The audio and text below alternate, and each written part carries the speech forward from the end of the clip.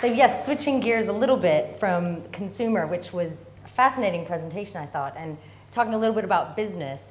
How many of you guys have seen something like this before? A few people? Okay. That's not bad, actually, for a pretty digital savvy audience. Any random guesses about what this is? Not the people who just raised their hand that they'd seen it. Anyone brave enough to speak up? This is actually my LinkedIn network.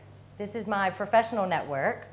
I'm here in the middle, tiny, and all these different data points behind this are my connections, the people I know, the people I've worked with. You see, I do have a good connection still with Dynamic Logic and Millward Brown. That's the blue. The green over here are my new LinkedIn connections, and I've got quite a lot of agency people across the world, really, because I worked in the US for a while. But I think this is such a great visual to summarize what I wanted to talk to you about today, which is really this power of connecting people and the connections that we're making through social media, through digital. And we're connecting that to people's behaviors and the data that's behind all of that to really tell a good story, an insightful story. So my LinkedIn profile, if anybody checks that out, I think Stephen did check it out before introducing, which is always handy. But I have 650 plus connections. These are my first degree connections, and I think that's pretty good.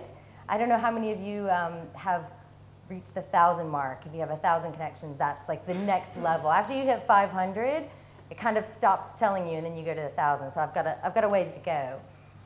But if you look at the next number, these are the new people in my second degree world in the past month. 10,500 people in the past month that are second, third degree connections.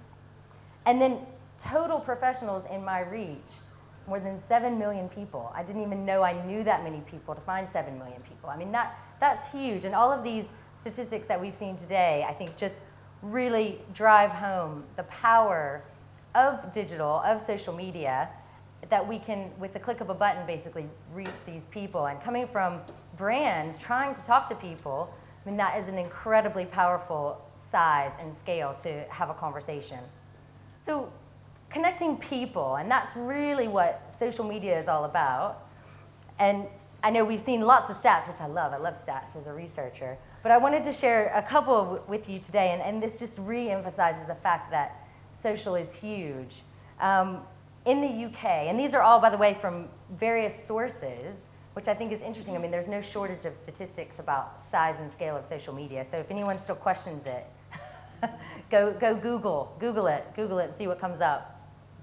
70% of people in the UK are active social media users, and that also translates nicely globally with some new research that just came out from a company called Insights Consulting last week. They published a social media report. That's over 1 billion people on social media daily, and that is just an incredible number. These numbers that were on the video when we first started, I mean, they're just almost hard to get a grasp of how big the size and the opportunity is for social. And the one that interested me the most was the one in the far left corner over there, the business side, and how professionals like you and business people are interacting through social media to either make connections with their friends and family, but more likely they're making business connections and they're building business relationships through social. This year's Business Elite Europe, which is a study that Ipsos publishes annually, which looks at the very top senior decision makers across Europe, showed that 40,000 C-suite are visiting LinkedIn daily. And that is a huge number to me, and I think that just shows the power of social and how it really is going to change how we do business in the future. So we talked a little bit about size and scale. And we know that we've got Facebook, we've got Twitter, we've got LinkedIn, we've got a number of others I didn't even fit on the slide that would fit in with new social media. But are all these networks created equal? Or how can we look at the differences in these three? I always think of Facebook as all about me, really. It's my personal voice. It's how I'm connecting with friends. I'm sharing photos. It's fantastic if you live abroad like I do. I can keep up with friends and family all over the world. It's all about sharing information personally, what's happening on the weekend. Twitter, I think about as the broadcast media, if you will. It's kind of who I am and what's happening right now. And depending on how you use Twitter, it can be positioning yourself as a thought leader, getting information out to the people in your network. But it's all about the followers, and it's not necessarily about quality of who's following you and what you're saying, but it's about quantity. How broadly do you want to spread your message and get that information out to your network, to your followers? There's also a little bit of a celebrity switch to Twitter, I think, because you can follow celebrities, you can feel like you're one-on-one with those people who you might not actually know. So you can almost build a relationship with people in a slightly different way than you might with Facebook. You know, you're not going to be Facebook friends necessarily with Jonathan Ross, but you might follow him on Twitter to find out what he's talking about, what he's going to be talking about in his latest show. And then we have LinkedIn, which is the biggest social network, or the biggest professional social network in the world. It's the largest advertising platform for B2B marketers. And your connections are different than your Facebook connections most of the time. You might have some crossover, but your connections on LinkedIn tend to be, you know, people that you went to school with, people you went to university with, they're former colleagues, but they're connecting to build a business relationship with you in a slightly different way that you might connect with someone on Facebook. And they're also, you know, building their own profile of record about what they're doing in their career, what they're doing in their jobs, and then teasing from that insights, trying to reach business decision makers on LinkedIn. So think back to business and our Rolodex, our connections. 25 years ago, maybe even 20 years ago, maybe even 10 years ago, we might have had Palm Pilot, maybe, very, very old school now.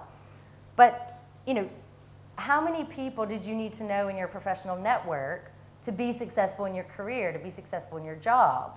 Did you need to know, you know, the top 5 people that you could flip through your Rolodex and give them a call and find out what's happening in the industry? Or was it 50 people? You know, how many people made your career successful and formed what you were doing in your job? Now, we've got your huge Rolodex through LinkedIn, which I just find amazing. The growth in the past few years has just been fantastic. We recently just passed the 100 million member mark on LinkedIn. You know, everything's going up, which is fantastic. That's what we like to see. So what would 100 or 100 million or 120 million business cards look like?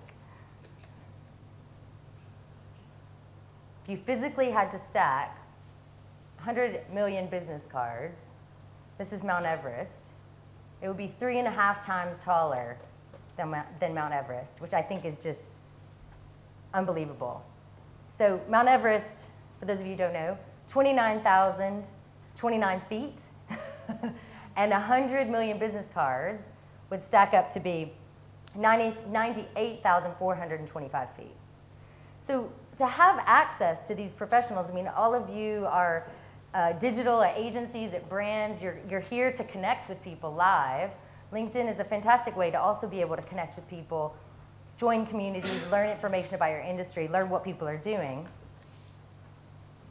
So a little bit about who else is on LinkedIn, who's on LinkedIn, and who are all these people.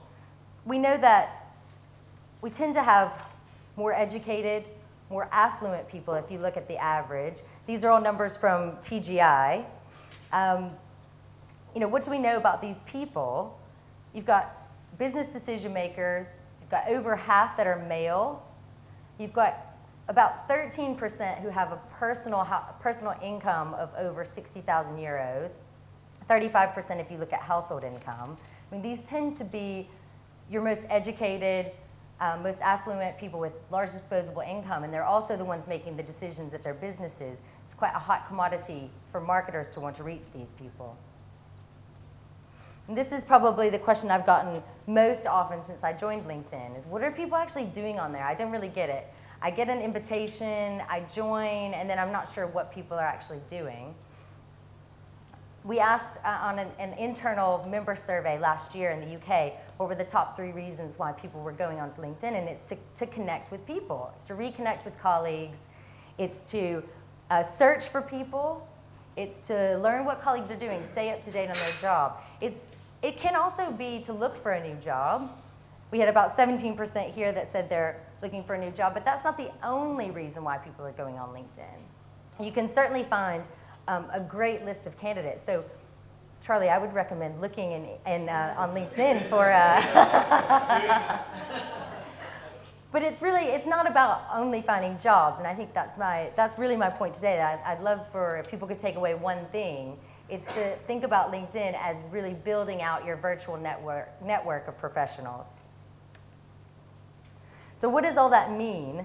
If you think about discovering, gathering information, if you're in sales, you might be using LinkedIn to find new business contacts. It's joining communities and joining groups. So similar with how you might follow a company on Facebook, become a fan of that company, you can also learn about products and services from a specific company on LinkedIn, but the mindset is going to be totally different if you're thinking about reaching people in a relaxed personal environment versus a business mindset. And this, I think, is really core to what LinkedIn is all about. Our mission to connect the world's professionals to make them more productive and successful. And I think everything we've done at LinkedIn and new innovations that we're launching and have launched is all about trying to make you guys in the room better at your jobs, make you have a longer, better, more successful career trajectory.